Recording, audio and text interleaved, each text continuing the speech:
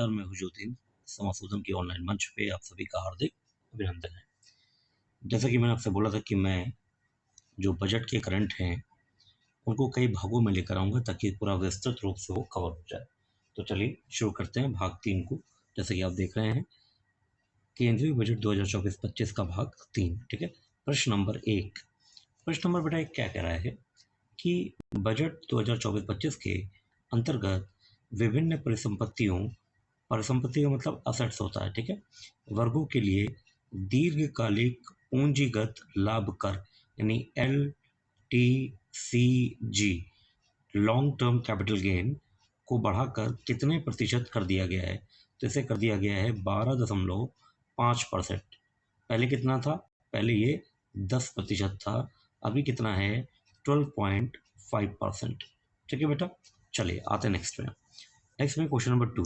Question number 2 क्या कह रहा है कि बजट 2024-25 के अंतर्गत व्यक्तिक एजेंट, जो पर्सनल एजेंट्स होते हैं बेटा, को बीमा कमीशन और परिपक्वता का मतलब है मैच्योरिटी पर जीवन बीमा पॉलिसी के तहत मिले बोनस या पूरी रकम के भुगतान पर स्रोत पर कर कटौती यानी TDS tax deduction at source में कमी करने का प्रस्ताव किया गया है, ठीक है, जिसे 5% से कम करके कितने प्रतिशत करने की बात कही गई है? तो बेटा ये बात कही गई है 2% कर दिया जाएगा इसको, ठीक है, कर दिया जाएगा, अभी किया नहीं गया है, ठीक है। चलिए आते हैं नेक्स्ट में। Question number 3। क्वेश्चन नंबर 3 भी इसी से जुड़ा हुआ है। देखिए, व्यक्तिक एजेंटों से स्रोत पर कर कटौती यानी TDS में कटौती में संशोधन की जो सिफारिश की गई है वह किस तिथि से प्रभावी होगी? तो वो प्रभावी होगी बेटा 1 अक्टूबर 2024 से प्रभावी होगी, ठीक है। चलिए आते हैं नेक्स्ट में क्वेश्चन नंबर 4 क्या कह रहा है? क्वेश्चन नंबर 4 कह रहा है कि बजट 2024-25 के अंतर्गत जीवन बीमा पॉलिसियों पर बोनस के भुगतान या 10D, ये सेक्शन है 10D के तहत कुल आय में शामिल न किए जाने वाले भाग को छोड़कर, ठीक है, बाकी फंड, जो बचा हुआ फंड है, के भुगतान पर TDS 5 से 2% पर लाने का प्रस्ताव इस तिथि से लागू होगा। तो वो कब से होगा? 1 अक्टूबर 2024 से। चलिए आते हैं नेक्स्ट में क्वेश्चन नंबर 5 बेटा। क्वेश्चन नंबर 5 क्या कह रहा है कि बजट 2024-25 के अंतर्गत GST परिषद के समक्ष यह विचार रखा गया है कि प्रमुख बीमा कंपनियों की तरफ से समझौते के अंतर्गत सहयोगी बीमा कंपनी के साथ प्रीमियम साझा करना या पुनर्बीमा कंपनियों को बीमा कंपनी की तरफ से सेवा देने को इसमें शामिल नहीं किया जाएगा। तो ये जो सर्विसेज है जिसके अंतर्गत बीमा कंपनी के साथ प्रीमियम साझा करने या पुनर्बीमा कंपनियों को बीमा की तरफ से सेवा देने को शामिल नहीं किया जाएगा। पहले ये किया जाता था GST में शामिल, अब इसको गुड्स एंड सर्विस टैक्स में सप्लाई यानी आपूर्ति नहीं मानेंगे, ठीक है। चलिए आते हैं नेक्स्ट में क्वेश्चन नंबर 6। क्वेश्चन नंबर 6 क्या कह रहा है? क्वेश्चन नंबर 6 कह रहा है कि बजट 2024-25 के अंतर्गत विदेशी निवेशकों से अधिक पूंजी आकर्षित करने के लिए एक पूल्ड प्राइवेट इक्विटी फंड संरचना तैयार कर रही है, जिसका नाम क्या है? तो ये जो पूल्ड प्राइवेट इक्विटी फंड तैयार किया जा रहा है, इसका नाम है बेटा VCC। इसको टिक कर दीजिएगा, मोस्ट इंपॉर्टेंट। चलिए आते हैं नेक्स्ट में, अगला क्वेश्चन इसी से संबंधित है। Question number 7। क्वेश्चन नंबर 7 क्या कह रहा है कि VCC का पूरा नाम बताइए। तो VCC का पूरा नाम क्या है? वेरिएबल कैपिटल कंपनीज फंड है ये, ठीक है, VCC। चलिए आते हैं नेक्स्ट में क्वेश्चन नंबर 8। क्वेश्चन नंबर 8 क्या कह रहा है कि किन देशों में VCC कंपनियां अत्यधिक प्रचलित हैं? तो बेटा ये, और इसका जो क्वेश्चन नंबर 8 है उसका ऑप्शन नंबर D है। D में क्या है? B और C। तो B में कौन सा देश है? सिंगापुर और मॉरिशस है, ठीक है। यहीं पर ये VCC बहुत प्रचलित है, ठीक है, टिक कर दीजिए। VCC का फुल फॉर्म इंपॉर्टेंट है हुआ है, और VCC के जो कॉन्सेप्ट है वो कहाँ पर ज़्यादा प्रचलित है ये भी आपके सामने आ गया है बेटा। चलिए आते हैं नेक्स्ट में क्वेश्चन नंबर 9। क्वेश्चन नंबर 9 में क्या कह रहा है कि बजट 2024-25 के अंतर्गत VCC कंपनियों की सहायता से जो कोष तैयार किया जाएगा, कोष का मतलब फंड, ठीक है, संसदीय मंजूरी के पश्चात वह किस क्षेत्र में फाइनेंसिंग लीजिंग को सक्षम और लचीला बनाएगा। लीज का मतलब होता है पट्टे पर पट्टा देना या दैट मीन्स किराया, और फाइनेंस का मतलब होता है वित्त, ठीक है। तो ये जो वीसीसी है ये किस में सहायक बनेगा, तो ये दो चीजों में सहायक है, विमान और जहाज हेतु, ठीक है। टिक कर दीजिए, मोस्ट इंपॉर्टेंट, मोस्ट इंपॉर्टेंट। चलिए क्वेश्चन नंबर 10 पे आते हैं। क्वेश्चन नंबर 10 कह रहा है 2024-25 के बजट के अनुसार धारा 115 बी के तहत नई कर प्रणाली में बने रहने का विकल्प चुनने पर या बने रहने पर, एक ही बात है, कमा कर्मचारियों के लिए मानक कटौती स्टैंडर्ड डिडक्शन 50,000 रुपए से बढ़कर कितना हो गया है, तो ये जो स्टैंडर्ड डिडक्शन है वो हो गया है 75,000 रुपए, ठीक है, 75,000 रुपए, मगर किसके लिए, जो नई कर प्रणाली को अपनाएंगे या बने रहेंगे। चलिए आते हैं नेक्स्ट में, question number 11। Question number 11 question क्या कह रहा है, बजट 2024-25 के अनुसार पुरानी कर प्रणाली, देखो पिछले वाले क्वेश्चन में नई कर प्रणाली पे थे, इसमें किसमें है, पुरानी कर प्रणाली पर अपनाने पर वेतनभोगी कर्मचारियों के लिए मानक कटौती यानी स्टैंडर्ड डिडक्शन कितना होगा, तो वो होगा 50,000, ठीक है। देखो पुरानों के लिए होगा 50,000 और जो नए हैं उनके लिए कितना है, ये मैं नोट पॉइंट पे लिख रहा हूँ, पीछे आप पढ़ चुके हैं, वो होगा 75,000, ठीक है, 75,000, ठीक है, ध्यान रखिएगा, मोस्ट इंपॉर्टेंट है, वरना यही कंफ्यूज हो जाएंगे आप।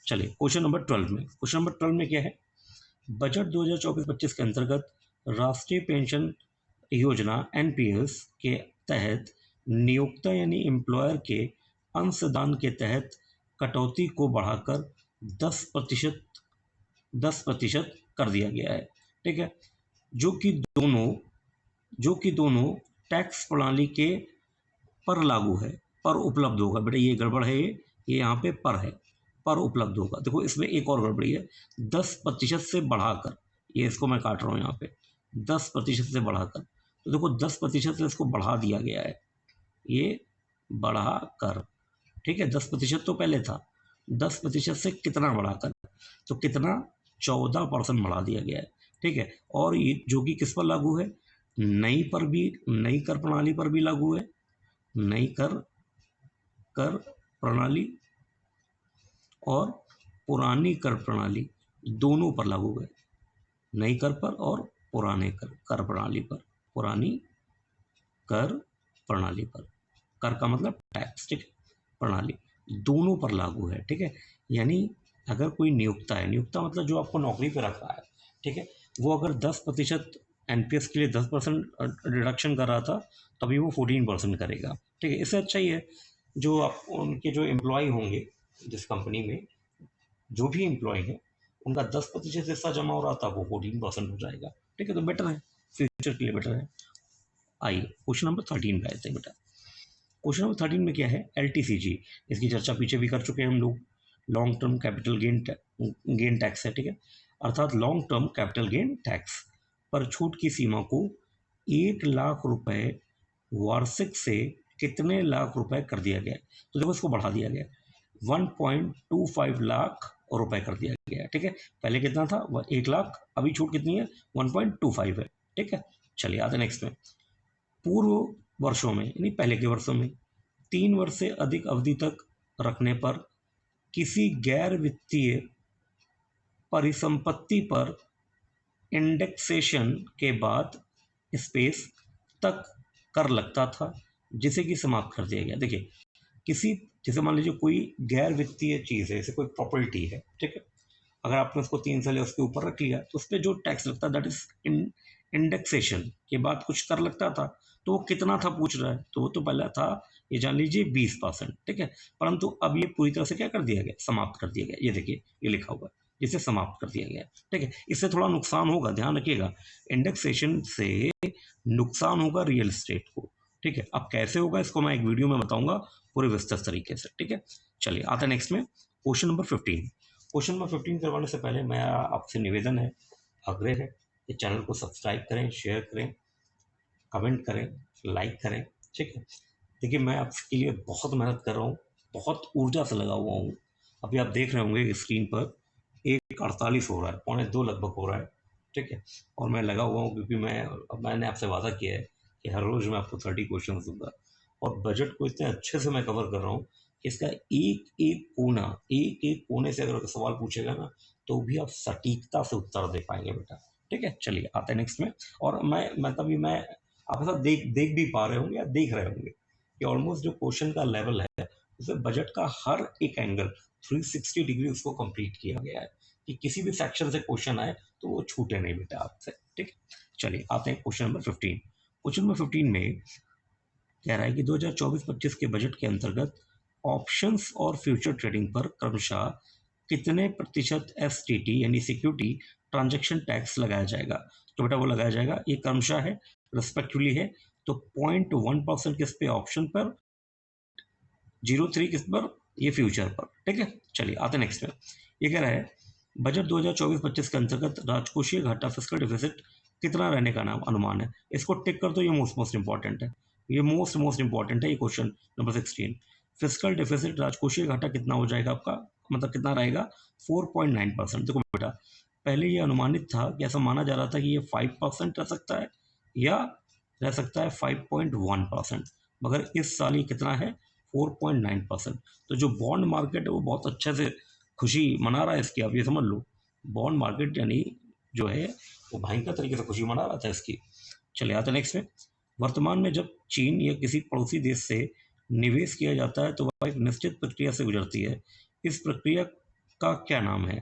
तो इस प्रक्रिया का बेटा नाम है प्रेस नोट 3, ठीक है। 2020 के अंतर्गत ये आया था प्रेस नोट, वही कोविड वाले टाइम पर, ठीक है।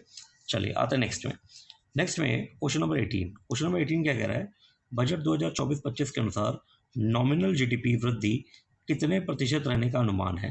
तो नॉमिनल जो जीडीपी वृद्धि होगी, हमारी ग्रोथ होगी, वो 10.5% रहेगी बेटा, टिक कर दीजिए, मोस्ट इंपॉर्टेंट।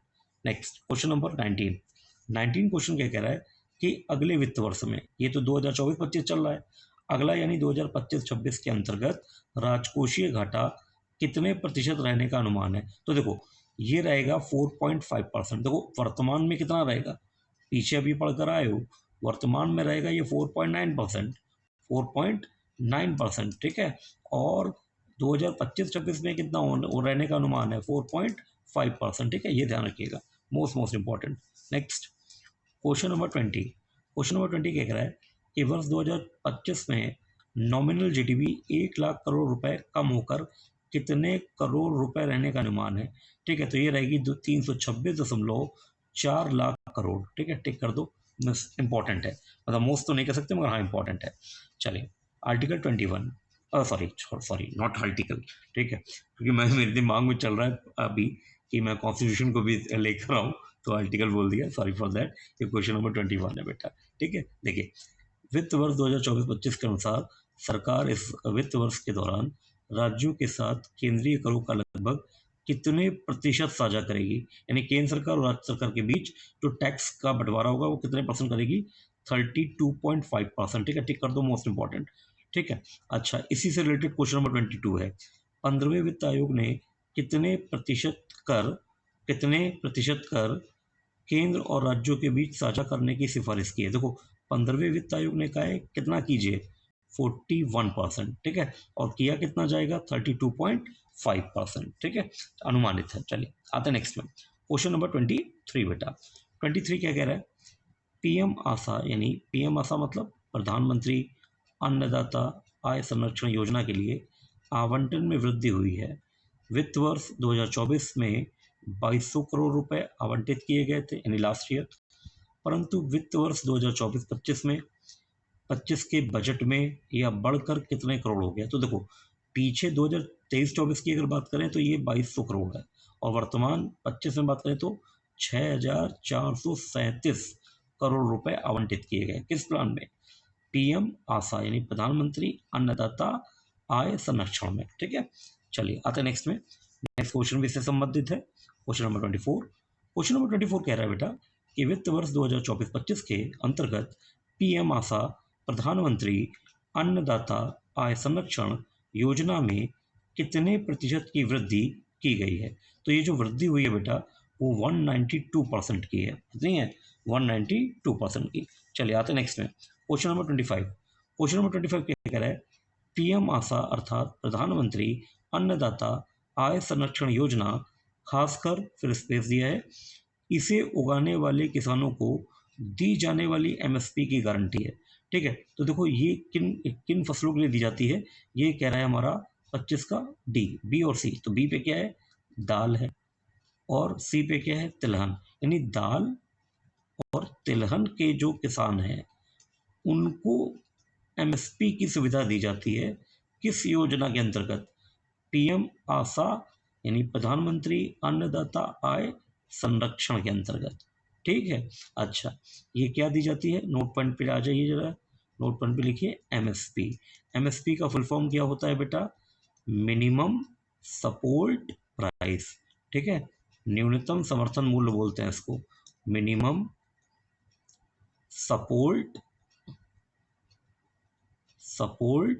प्राइस। ठीक है, न्यूनतम समर्थन मूल्य। चलिए आते हैं नेक्स्ट में। नेक्स्ट में क्वेश्चन नंबर 26 बेटा। क्वेश्चन नंबर 26 कह रहा है कि कृषि शोध एवं शिक्षा विभाग, जिसे डेयर बोलते हैं, DARE, department of agriculture research and education, को वित्त वर्ष 2024-25 के अंतर्गत कितने करोड़ रुपए आवंटित किए गए हैं। तो बेटा वो दिए गए हैं 9,941 करोड़ रुपए दिए गए हैं इसको डेयर को। चलिए आते हैं नेक्स्ट में क्वेश्चन नंबर 27, जो कि उसी से संबंधित है, ऊपर के प्रश्न से। कृषि मंत्रालय की शोध शाखा किसे कहते हैं। देखो कृषि मंत्रालय की शोध शाखा किसे कहते हैं, तो डेयर जो आपने ऊपर पढ़ा है, department of agriculture and research education, ये कृषि मंत्रालय की शोध शाखा है। ठीक है, रिसर्च ब्रांच है ये। ठीक है, चलिए आते हैं नेक्स्ट में बेटा। क्वेश्चन नंबर 28 की तरफ बढ़ते हैं, अंतिम पड़ाव पे चल रहा है ये पूरा सफर। तो क्वेश्चन नंबर 28, वित्त वर्ष 2024-25 के बजट में खाद्य सब्सिडी कितने करोड़ रहने का अनुमान है। तो देखो खाद्य सब्सिडी यानी फूड सब्सिडी कितनी रहेगी, 2,05,250 करोड़ रुपए रहने का अनुमान है। ठीक है, सब्सिडी। ठीक है, चलिए आता है नेक्स्ट में क्वेश्चन नंबर 29। क्वेश्चन नंबर 29 क्या कह रहा है बेटा, देख लीजिए जरा। क्वेश्चन नंबर 29 कह रहा है कि वित्त वर्ष 2024-25 के अंतर्गत उर्वरक मतलब फर्टिलाइजर पर कितने करोड़ रुपए की सब्सिडी दी जाएगी। ठीक है, तो वो दी जाएगी 1,64,000 करोड़ रुपए की। क्लियर है, ठीक है, 16400 करोड़ रुपए। चलिए आता नेक्स्ट में। नेक्स्ट में क्वेश्चन नंबर 30। क्वेश्चन नंबर 30 क्या कह रहा है कि वर्तमान में संपूर्ण खाद्य सब्सिडी को किस योजना के साथ जोड़ दिया गया है। तो ये जोड़ दिया गया है पीएम यानी प्रधानमंत्री गरीब कल्याण अन्न योजना, गरीब कल्याण अन्न योजना के साथ। ठीक है, तो बेटा इसी के साथ हमारे 30 प्रश्न पूरे हुए आज के बजट के। इसको थोड़ा देख लीजिएगा, इंपॉर्टेंट है। और अगर आपको अच्छा लगे तो आप शेयर करें, सब्सक्राइब करें और कमेंट कर दें, और अगर हो सके तो यार लाइक भी कर दो। हाँ, मैं बिल्कुल बुरा नहीं मानूंगा। ठीक है, अच्छा एक बात और कि बजट का ये तीसरा पार्ट है, और भी अब इसमें बहुत कम क्वेश्चन ऐसे हैं कि कम एरियाज ऐसे हैं जहाँ पे कुछ बचाव होगा, फिर भी मैं इसको देख लूँगा और नेक्स्ट वीडियो में जो भी बचे हुए प्रश्न हैं उनको करवा दूंगा। उसके बाद एक वीडियो पूरा बनेगा कि बजट की जो मूलभूत टर्मिनोलॉजी है कि लॉन्ग टर्म कैपिटल गेन क्या है, शॉर्ट टर्म कैपिटल क्या है, कैपिटल एक्सपेंडिचर क्या है ना, सब्सिडी क्या है, इन तरह के प्रश्नों को भी मैं इनकी टर्मिनोलॉजी को आपको समझा दूंगा, उसका एक स्पेशल वीडियो लेकर आऊँगा। ठीक है, तो तब तक के लिए हमें आज्ञा दीजिए। आप सभी के लिए मैं ऐसी कामना करता हूँ कि जल्द से आप सफल हों। ठीक है, और इसी के साथ मैं वीडियो का अंत करता हूँ, और अगले नेक्स्ट वीडियो में यानी कल हम लोग फिर से मिलते हैं। ठीक है, तब तक के लिए जय हिंद, जय भारत बेटा।